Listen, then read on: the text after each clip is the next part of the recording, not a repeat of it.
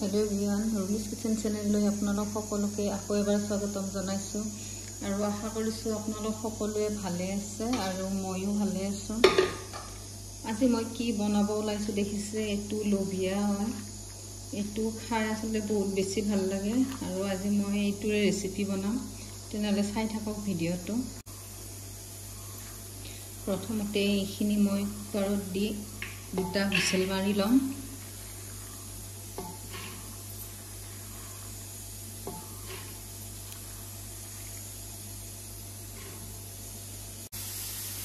और এতিয়া এটা আলু দি দিছো ইয়াতে আৰু এতিয়া মই ইয়াতে অলপ পানী দি নিমখ দি দিছো।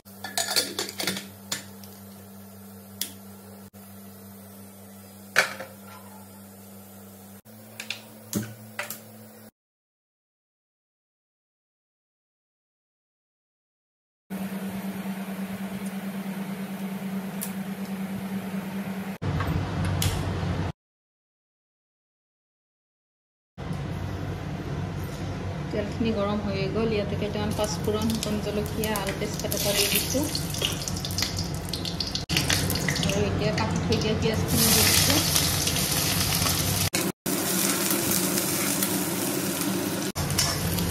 পিঁয়াজখিনি অলপ ৰঙা হোৱালৈকে ভাজি লওঁ।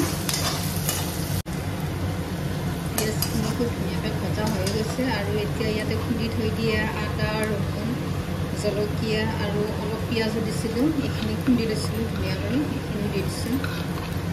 এইখিনি অকণমান ভাজি লওঁ কেঁচা গোন্ধটো ওলোৱালৈকে।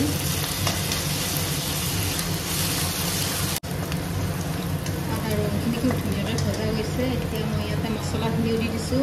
ইয়াতে জিৰাৰ গুড়া, ধনিয়াৰ গুড়া, জলকীয়াৰ গুড়া আৰু হালধি আৰু অলপ গৰম মছলা আছে।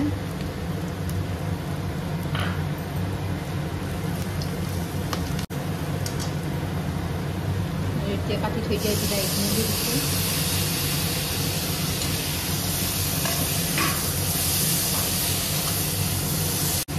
ইয়াতে মই অলপ নিমখ দি দিছোঁ, নিমখটো কমাই দিছোঁ, আগতেও দিছিলোঁ। এতিয়া বিলাহীখিনি ভাজিবলৈ অলপ নিমখ দি দিছোঁ। এইখিনি এতিয়া খুব ধুনীয়াকৈ ভাজিব লাগিব। মছলাখিনিৰ পৰা যেতিয়া তেল ওলাই যায়,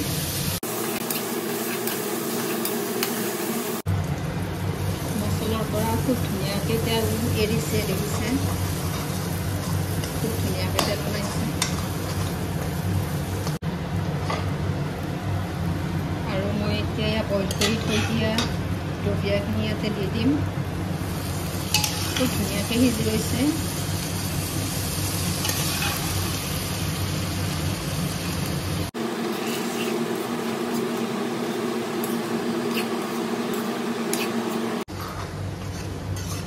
খুব ধুনীয়াকৈ ভজা গৈছে।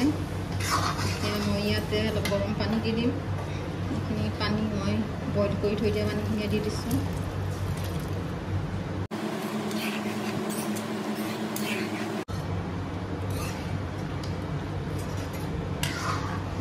তৰকাৰীখন হৈয়ে গ'ল। এইখন তৰকাৰী গৰম গৰম ৰুটি, পৰঠা বা ভাত যিহৰ লগতে খাবলৈ খুব টেষ্টি হয়। কোনে কোনে বাৰু খাই ভাল পায় জনাবচোন। আৰু মোৰ ভিডিঅ'টো চাই ভাল লাগিলে লাইক, শ্বেয়াৰ আৰু কমেণ্ট এটাও কৰি দিব।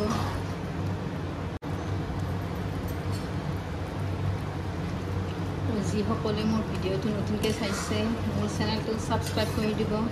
এচামুচ বাটাৰো দি দিছোঁ আৰু আপোনালোকলৈ এনেকৈ নতুন নতুন ৰেচিপি লৈ আহি থাকিম।